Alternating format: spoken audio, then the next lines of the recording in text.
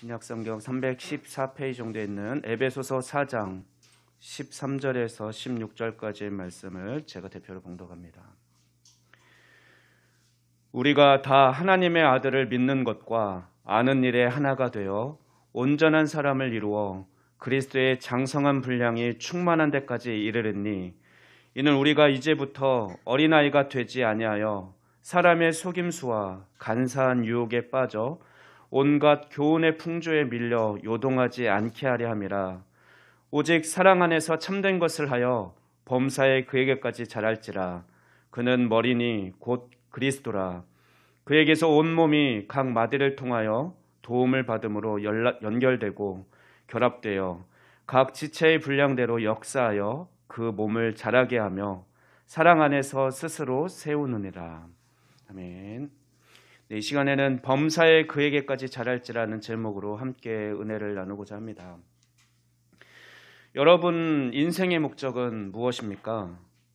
여러분이 살아가시는 분명한 이유를 알고 계십니까? 그리고 그 목적과 이유를 찾는데 혹시 찾으셨다면 그 찾는데 영향을 준 사람이나 또 그 사건은 무엇입니까?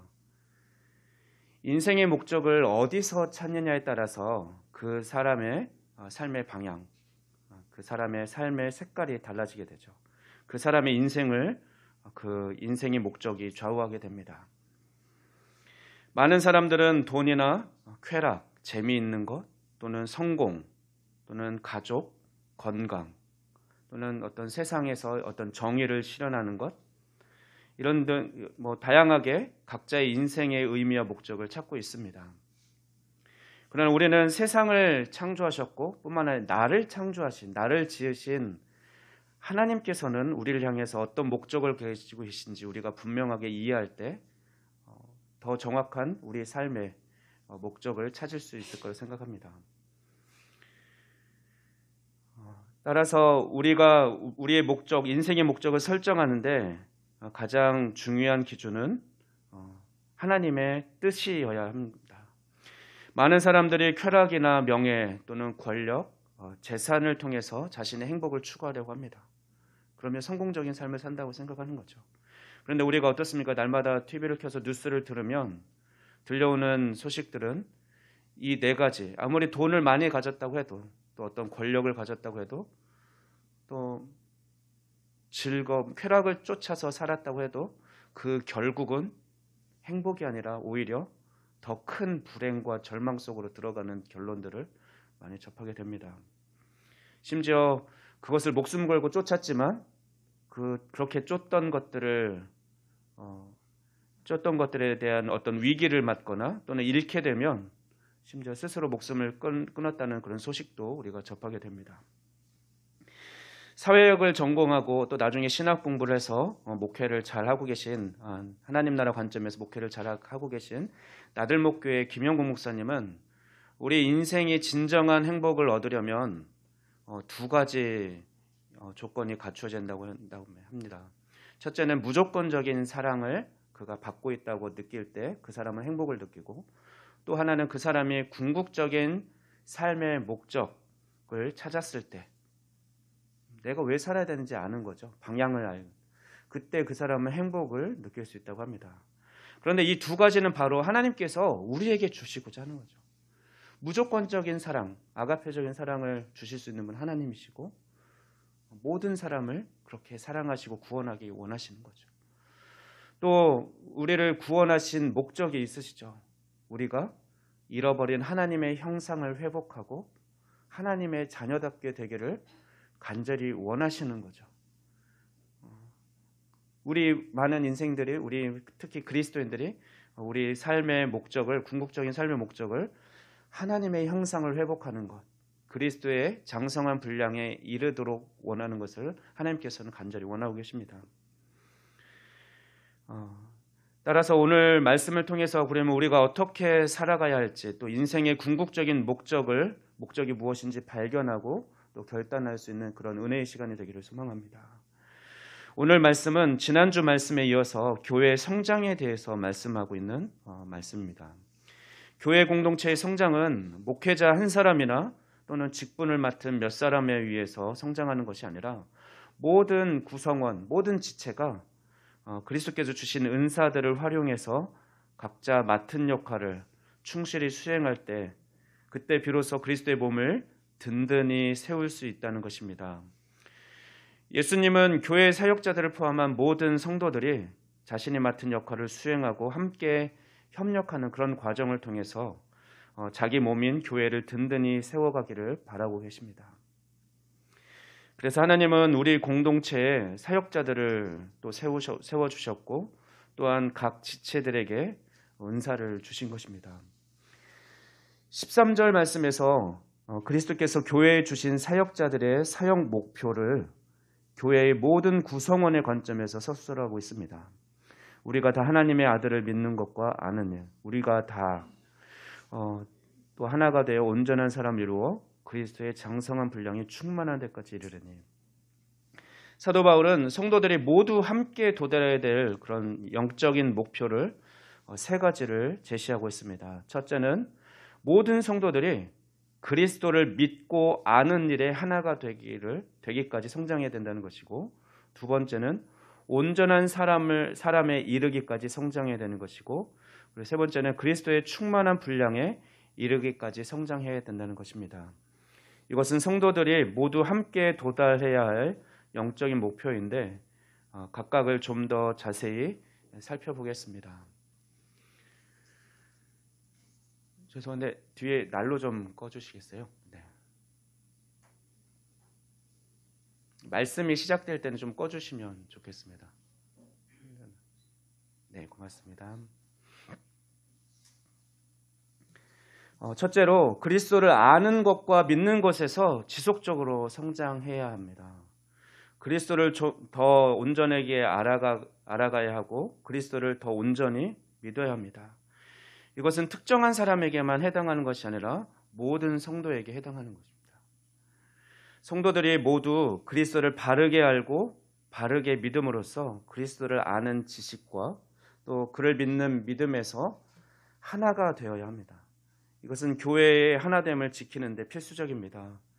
교회의 하나됨은 어떤 조직이 잘 구성되어 있다고 해서 어떤 규정을 잘 만들어서 우리가 지키기로 했다고 해서 저절로 되는 것이 아닙니다.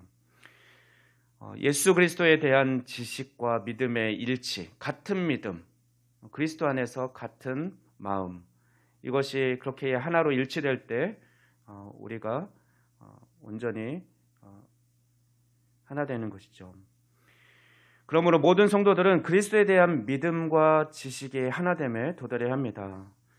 현대 그리스도인들이 성장하지 못하고 있는 이유 중에 하나는 성장에는 오랜 시간과 또 다양한 과정을 거쳐서 되는 일이라는 것을 생각하지 못하기 때문에 그렇습니다. 여러분, 성육신 하신 예수님도 본격적으로 하나님 나라의 일을 하기까지 30년이라는 시간을 성장했고 준비하셨습니다. 하나님의 때가 될 때까지 기다렸습니다. 그래서 우리는 결코 어떤 단기적인 프로그램을 통해서 또는 짧은 기간을 통해서 우리가 성장할 수 있다라고 생각하면 그것은 착각이고, 그렇게 착각하기 때문에 한계를 느끼는 거죠. 부딪히는 거죠. 나 열심히 분명히 했는데 왜 나는 여전히 제자리일까? 아직도 내 모습은 이거밖에 안 될까? 스스로에게 실망하고 좌절하는데, 우리가 기억할 것은 우리가 평생에 거쳐서 그리스도를 닮아가고 자라간다는 것입니다. 하나님의 말씀에 순종하는 삶을 우리가 평생 동안 그렇게 살아갈 때 조금씩 하나님의 마음을 알아가게 되고 또 조금씩 하나님을 닮아가게 되는 것입니다. 우리 신앙의 목적은 천국 티켓 따는 게 목적이 아니죠. 우리가 나는 이제 천국 가는 거 됐어, 나는 구원받았고 구원의 확신이 있으니까 됐어가 아니죠. 우리 신앙의 목적은 궁극적인 목적은 예수님을 닮는 거죠. 그러면 예수님에 대해서 잘 알아야겠죠. 예수님은 어떤 분이셨을까? 그 예수님의 마음을 닮아가는 것이 우리 인생의 목적이 되어야 되고 신앙의 목적이 되어야 됩니다.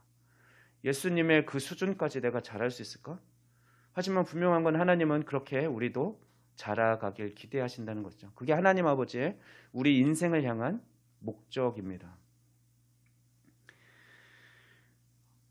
따라서 우리 신앙의 궁극적인 목적이 예수님을 닮아가는 것이라면 우리 모든 생활 속에서 일상에서도 예수님을 닮아가야 합니다. 예수님처럼 생각하고 예수님처럼 말하고 예수님처럼 행동하려고 우리는 흉내 처음에는 모방으로 성장하잖아요. 우리 아이들도 어른들 따라하면서 그렇듯이 우리도 좀 때로는 익숙하지 않고 잘 안 되지만 그래도 매일매일 매 순간순간 예수님이라면 어떻게 하셨을까? 어떻게 말씀하셨을까? 이 상황에서 어떻게 행동하셨을까? 어떻게 결정하셨을까? 계속 성령님께 물어가면서 그렇게 우리가 우리 행동하고 말하고 해야 할 것입니다. 예수님을 닮아가는 것은 우리가 매일 살아가는 삶의 현장, 즉 바로 지금 그리고 여기서 이루어지는 것입니다. 교회에서만 이루어지는 것도 아니고 어떤 기도원에 들어가서만 이루어지는 것 또는 어떤 수련의 프로그램, 어떤 훈련 프로그램을 통해서만 이루어지는 것이 아니라는 거죠. 오히려 일상 속에서 일어나는 거죠. 내가 있는 지금 일하고 있는 직장 속에서 내가 만나고 있는 그런 직장 동료 또 내가 공부하고 있는 학교 또 가르치는 교실 또는 뭐 친구를 만나면 친구를 만나는 그 장소 그 시간에 바로 우리는 하나님의 형상을 예수님을 닮은 모습을 나타내고 그런 삶을 살아야 되는 것입니다. 그러면은 지금은 아니고 내가 바쁘지 않을 때 나 지금 일이 너무 많아가지고 바빠서 또는 아직 우리 아기들이 어려서 다 키우고 나면 나는 그때 예수님을 더 닮아가야지 성장해야지 그게 아니라 아기를 키우면서 또 바쁜 많은 나에게 몰려오는 수많은 일들을 내가 감당해내면서 그 가운데서 예수님을 닮아가도록 우리는 부단히 애를 써야 되는 것입니다. 바로 지금 now 그리고 바로 여기에 here입니다. 배우자와 아이들과 함께 생활하는 가정에서 우리는 예수님을 닮아가야 되는 것이고 우리는 예수님을 매 순간 닮아가야 합니다. 일하는 직장에서 공부하는 교실에서 친구들과 만나는 장소 바로 내가 있는 곳에서 우리는 예수님을 닮아가고 있는 것입니다. 데살로니가전서 1장 3절에서 바울은 이렇게 말합니다. 너희의 믿음의 역사와 사랑의 수고와 우리 주 예수 그리스도에 대한 소망의 인내를 우리 하나님 아버지 앞에서 끊임없이 기억하미니 바울은 데살로니가 교회를 향해서 너희가 믿음의 역사 이제 행함이죠. 믿음을 위해서 행하는 것을 그냥 단지 머리로 믿는 것이 아니라 그걸 삶으로 살아내는 그런 믿음의 행함 실천을 자랑스럽게 그걸로 인해서 하나님을 찬양하고 있다고 또 사랑의 수고 사랑에는 수고가 따르는데 그런 수고를 너희들이 열심히 했고 또 소망 단순히 그것을 바라고 기뻐만 하는 것이 아니라 그것을 위해는 인내가 따르는데 너희가 그렇게 인내를 잘하고 있다. 이것으로 인해서 나는 항상 하나님께 찬양하고 감사를 드리고 있다. 이렇게 서신서 앞부분에 그렇게 고백하면서 기쁘게 고백하면서 칭찬하고 있습니다. 또 야고보는 어떻습니까? 야고보는 2장 17절에서 이와 같이 행함이 없는 믿음은 그 자체가 죽은 것이라고 말하면서 행하는 믿음에 대해서 강조하고 있죠. 너희가 예수님을 믿느냐? 그럼 예수님이 바라시는 대로 예수님처럼 행하라. 그것이 너희의 믿음이다. 그것이 없다면 죽은 거지. 아무리 거룩한 척하고 믿음이 좋은 척하지만 그것이 삶으로 증명되지 않으면 너의 믿음은 가짜 믿음이야. 이렇게 야고보는 행하는 믿음에 대해서 강조를 하고 있습니다. 따라서 우리는 살아가는 동안 내가 예수님의 제자임을 예수님을 따르고 그대로 그 삶을 쫓아가는 제자임을 또 예수님처럼 하나님의 형상을 닮아가는 하나님의 자녀임을 증명해야 합니다.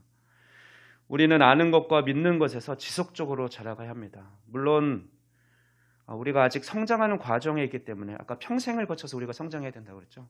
그렇기 때문에 지금은 아직 불완전하게 때로는 무너지고 실패할 수도 있습니다. 그러나 그렇다고 해서 아주 주저앉지 않기를 바랍니다.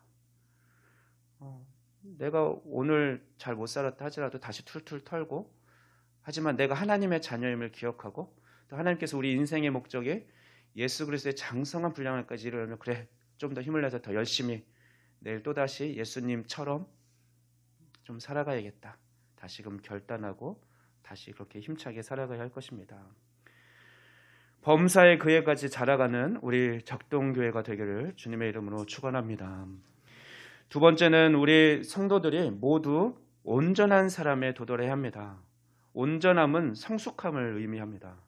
따라서 온전한 사람은 완전히 성숙한 사람을 의미합니다. 그리고 이것은 14절 말씀에 나오는 어린아이와 대조를 이루는 개념입니다. 어린아이는 어떻다고 14절에 기록하고 있습니까? 사람의 속임수, 간사한 유혹에 빠져서 또는 온갖 교훈의 풍조에 밀려서 요동한다고 하죠. 이게 맞나? 그래, 이게 누가 막 주장하면 우리 이렇게 살아야 되는 거 아니에요? 또 이렇게 주장하기도 하고. 그러나 이렇게 미성숙한 영적 어린이 같은 성도들은 어떤 잘못된 교훈에 이리저리 흔들리고 견고함이 없는 거죠. 하지만 반대로 성숙한 그리스도인들은 항상 기준이 무엇입니까? 우리 삶의 기준이, 배움의 기준이 예수 그리스도였죠.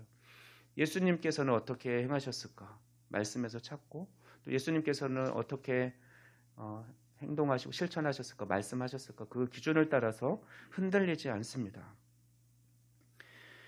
또한 현재 본문에서 성숙한 사람이라는 표현은 개개인을 말하기보다는 사실 성도의 공동체를 가리키는 어떤 집합적인 개념입니다. 그래서 성도들이 모인 신앙 공동체가 영적으로 성숙한 그런 성인 어른과 같은 공동체가 되어야 된다고 말하고 있는 것입니다. 그러나 물론 우리가 또 개개인이 또 예수 그리스도를 모신 교회이기 때문에 우리 공동체의 성숙은 개개인의 성장을 전제로 합니다. 구성원이 우리가 50명이면 50명이 성숙한 그리스도인, 서로를 나보다 낮게 여기면서 섬기고 세워주는 그런 공동체.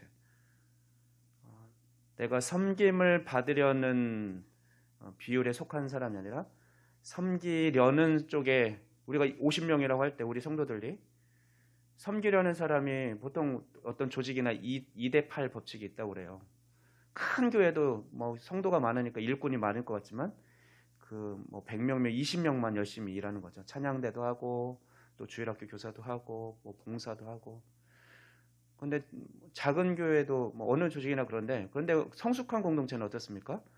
2대8이 아니라 3대7, 5대5를 넘어서 섬기는 비율이 6, 7, 8 이렇게 늘어나 더 많고 섬김을 받는 대상이 좀 적은 게 더 성숙한 공동체겠죠.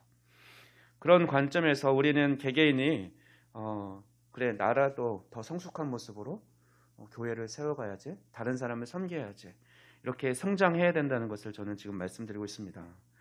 그런데 우리가 신앙생활을 하면서 성장하는데 중요한 것이 또 믿음입니다.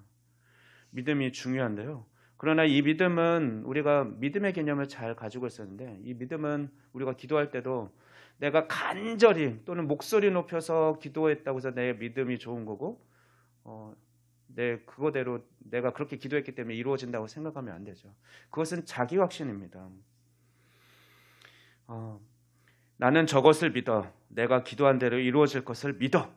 나는 내가 잘할 것이라 믿어. 이거는 자기 확신입니다. 우리가 믿는 믿음은 하나님이 하신 일을 근거로 또 하나님이 해주실 것을 믿는 믿음을 우리는 믿음이라고 말합니다. 그런데 하나님이 하신 일은 어디에 기록되어 있습니까? 또 하나님께서 앞으로 우리에게 해주실 일은 어디에 기록되어 있습니까? 하나님의 말씀에 이미 다 기록되어 있습니다. 우리는 하나님의 말씀을 근거로 믿는 거죠. 그러면 우리가 믿음이 좋아지려면 당연하게 우리는 전제 조건이 하나님 말씀을 늘 충만한 삶을 살아야 되죠. 늘 하나님 말씀이 우리를 향하신 하나님의 뜻이 무엇일까? 이루어 주신 게 뭐지? 또 앞으로 우리를 통해서 이루실 일은 뭐지? 말씀 속에서 찾아야 되는 거죠.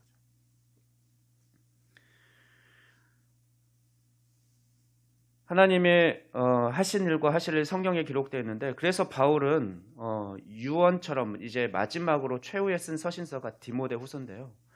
로마에서 이제 순교를 당하기 직전에 아들처럼 여기는 동역자 디모데에게 디모데 후서, 전서 후서를 보내면서 이렇게 이야기합니다. 말씀에 대해서 이야기를 하는데, 특히 디모데후서 3장 16절 말씀에는 이렇게 얘기합니다. 그 말씀의 앞에서는 말씀은 이런 것이다, 성경은 이런 것이다 이야기하고, 이 성경은 이는 하나님의 사람으로 온전하게 하며 모든 선한 일을 행할 능력을 갖추게 하려 함이라. 우리가 말씀 안에서 거해야 되는 이유가 우리를 온전하게 한대요, 말씀이. 그리고 그리스도처럼 우리가 살아가려고 닮아가려고 하는데 그 힘이 어디서 나오냐?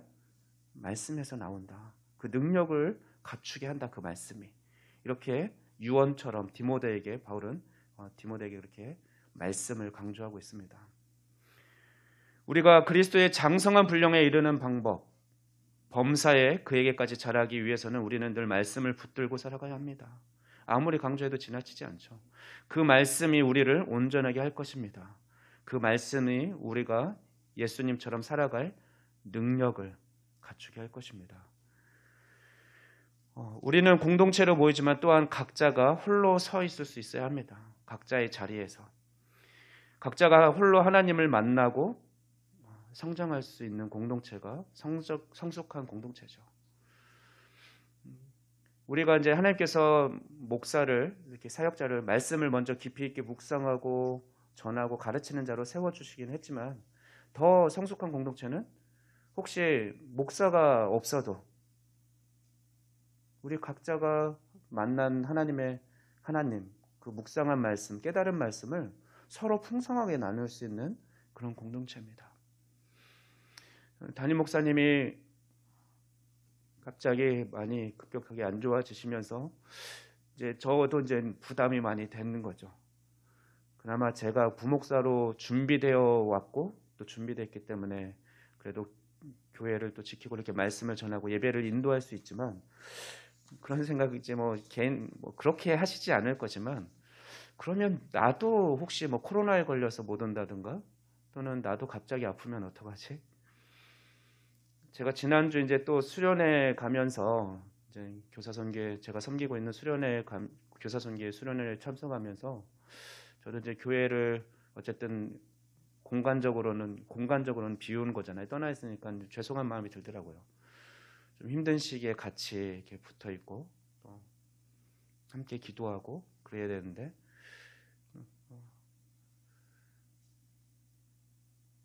더군다나 또 저희 아내도 그날 수련회 내려간 월요일 날 밤에 퇴근하면서 걸어서 퇴근하다 그날 눈이 와가지고 눈길에 넘어지면서 다리를 다쳤어요. 그냥 삐끗한 줄 아는 다음 날 가보니까 당장 입원하라고, 뼈에 금이 갔다고, 이거 발 디디면 틀어져서 더 핀을 받고 수술을 해야 된다.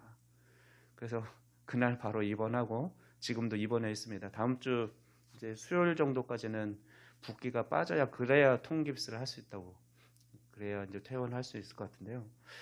내가 만약에 사고가 갑자기 원치 않게 우리는 사고는 찾아오잖아요.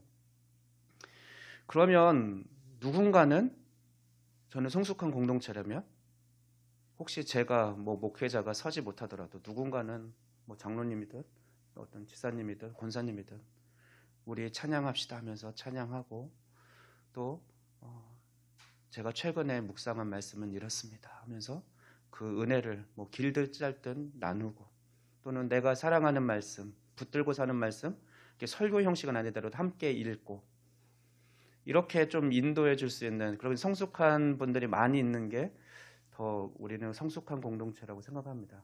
그래서 저는 그런 걸 꿈꾸는 거죠. 바라는 거죠. 스스로가, 목사가 없어도 스스로 떠먹을 수 있는. 아이들은 어떻습니까? 어린아이는 이제 돌진한 아이는 엄마가 다 먹여주잖아요. 떠먹여주고 만들어주고. 근데 성숙한 어른은 어떻습니까? 이제 스스로 먹고 싶은 거 요리도 직접 재료도 사다가 요리도 해 먹고 다 하죠. 떠먹여주지 않아도 스스로 먹고 살아갑니다. 그런 수준이. 근데 이거 영적인 것도 마찬가지죠. 영적인 것도 때로는 목사님 설교 말씀이 마음에 안 들어. 뭔가 부족한 것 같고 은혜도 안 돼. 그러면 계속 그 상태에 있을 겁니까? 엄마가 요리 실력이 없어서 밥맛이 없어. 맨날 몇 숟갈밖에 못 먹어. 그래서 빼빼 말라가실 겁니까? 아니죠. 스스로 요리 맛있게 해서 스스로 떠먹고 이렇게 성장해야 되는 것처럼 우리 영적인 것도 그렇습니다. 물론 물론 어렵겠죠. 쉬운 말씀은 아니지만, 그래서 우리가 스스로 좀 어렵지만 말씀 계속 붙들고 사는 연습 한 구절이라도 내 안에 하나님 말씀이 더 많이 머물게 하기 위해서 암송도 하시고, 그래 또 치매도 안 걸릴까요? 네, 그런 노력들을 했으면 좋겠고, 제가 혼자서 그냥 생각하는 거는 이제 마치 양육하듯이 제자 양육하듯이 말씀 시간이나 이렇게 대회이지만 말씀 보기 전에 우리 이번 주에 말씀에서 암송한 말씀 한번 함께 암송하고 또 이렇게 말씀 듣고 뭐 이런 식으로 우리가 어떻게 말씀에 더 머물러 수 있게 할 수 있을까, 그런 고민을 저는 좀 하고 있습니다. 이제 어느 날 암송 카드를 나눠주고 다음 주까지 열심히 한번 암송해 보세요 아마 그렇게 할 때가 올 거니까 좀 준비하고 있으세요. 네.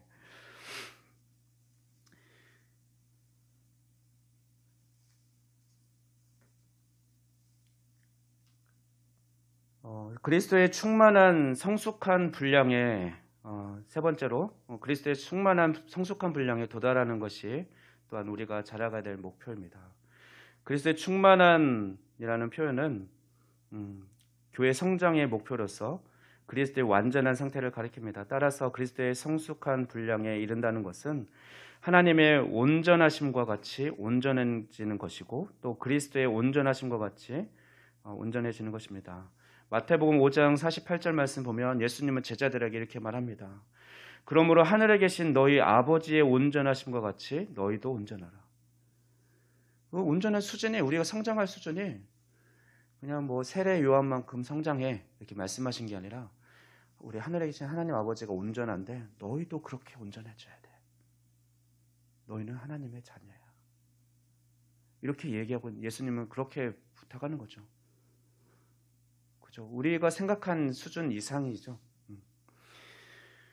하나님은 우리가 무엇을 하느냐, 열심히 봉사하고 많은 일을 하고 그것에 초점이 두지 않습니다. 어떤 상태냐, 어떤 존재냐를 더 관심을 가지시고 그런 하나님처럼 되게 하나님의 형상을 닮기를 그렇게 간절히 원하고 계십니다. 그렇다면 우리는 어떻게 하나님의 형상을 입을 수 있습니까? 당연히 예수님께서 가장 좋은 본을 보여주셨습니다. 우리의 삶의 기준은 늘 예수님처럼입니다. 우리는 늘 예수님처럼 생각하고 행동하며 예수님께 물어가며 그렇게 성장해서 예수님의 장성한 분량에 이르기까지 자라가야 합니다. 예수님이 기준이라면 우리는 옆에 있는 사람이 중요하지 않습니다. 비교 대상이 아닙니다. 기준이 옆에 있는 사람이 아니에요. 또는 앞에 있는 목사가 아니죠. 그래서 실망할 이유도 없는 거고 비교하면서 열등감을 가질 필요도 없습니다. 그것은 모든 영역에서 마찬가지입니다. 나는 저 사람보다는 잘 살고 있어, 또는 너 더 나은 삶을 살고 있어, 더 착하게 살고 있어. 그렇게 옆 사람의 직업, 재능, 은사, 직분 또는 뭐 재산 이런 모든 것들을 비교할 필요가 없는 거죠. 그러면서 열등감에 빠질 필요도 없고 반대로 우월하고 자만함에 빠질 필요도 없습니다. 우리의 기준은 항상 누구라고요? 예수님이죠. 예수님처럼 되는 거기 때문에. 또한 우리에게 주신, 지난 시간에 말씀드렸듯이 우리에게 주신 모든 것은 하나님께서 주신 것이고 하나님의 뜻대로 또 하나님의 은사대로 나눠주신 것이기 때문에 비교의 대상이 안 됩니다. 그리고 그 받은 사람은 그것을 잘 관리하고 또 하나님 나라를 위해서 하나님의 영광을 위해서 써야 되는 것이기 때문에 그만큼 더 잘 섬겨야 되는 것이기 때문에 또 그것 가지고 비교하지 않으면 좋겠습니다. 여러분, 행복의 열쇠는 감사이고요. 불행의 시작은 반대로 비교하는 것에서 시작된다는 것을 잊지 마십시오. 우리는 예수님의 무엇보다도 겸손과 온유를 배워야 합니다. 그냥 제가 떠올리는 이미지예요. 예수님 하면 떠오르는 겸손한 분, 그렇게 낮아지신 분이죠. 죽기까지. 또 온유한 분, 사실 모든 능력을 갖추시고 심판할 권세를 가지고 계신 분이 다 쓸어버릴 수도 있고 다 꺾어버릴 수도 있지만 그렇지 않았습니다. 그래서 저는 이런 모습을 좀 계속해서 배워가야 하지 않을까. 또 사실 우리가 배우는 자의 기본 전제 조건은 겸손이거든요. 내가 옳다고 생각하고 내가 맞다고 생각하는 사람은 성장할 수 없습니다. 늘 내가 틀릴 수도 있고 또 그렇다라는 생각으로 늘 겸손함으로 살아가야 되고 내 기준대로 살아가는 것, 내 기준에 갇혀서 살아가는 사람은 그렇게 교만한 사람은 성장할 수가 없습니다. 또 우리는 관계 속에서 성장하는데 다른 사람과 계속 부딪히고 부러지는 사람은 다른 사람도 부러뜨릴 뿐만 아니라 나도 부러지고 성장할 수 없는 거죠. 관계가 계속 깨어지는 사람은. 그렇지 않으려면 우리는 온유함을 계속 그런 예수님의 온유한 모습을 닮아가려고 노력해야 할 것입니다. 우리 작동교회 성님들은 살아가는 동안 그렇게 예수님의 겸손, 예수님의 온유함을 계속 배워가기를 힘쓰기를 소망합니다. 이제 사도 바울이 제안하는 성장 방법입니다. 15절 말씀에서 공동체가 그리스도의 머리까지 자라갈 수 있는 방법을 말하고 있습니다. 앞서 하나님의 말씀을 잘 가르치고 배우는 것이 교회 공동체의 성장의 기본이라고 했는데 여기에 더해서 사랑 안에서 참된 것을 하는 것, 그것이 그리스도의 장성의 분량에 이를 수 있는 길이라고 바울은 권면하고 있습니다. 15절 말씀에 오직 사랑 안에서 참된 것을 하여 범사에 그에게까지 자랄지라. 그는 머리니 곧 그리스도라. 바울은 에베소에서뿐만 아니라 다른 서신서에도 사랑 안에서라는 말을 많이 사용했습니다. 그만큼 교회 공동체는 사랑으로 세워지는 공동체라는 것입니다. 그래서 그렇게 강조했는데 여기서 사랑은 아가페적인 사랑입니다. 그리스도의 사랑 안에서 하나님이 주시는 사랑 안에서 공동체는 견고하게 세워져 가고 성장합니다. 또한 바울은 참된 것을 하여라고 했는데 그리스도의 장성한 분량에까지 자라가라고 그렇게 참된 것을 해서 그렇게 자라가라고 말하고 있습니다.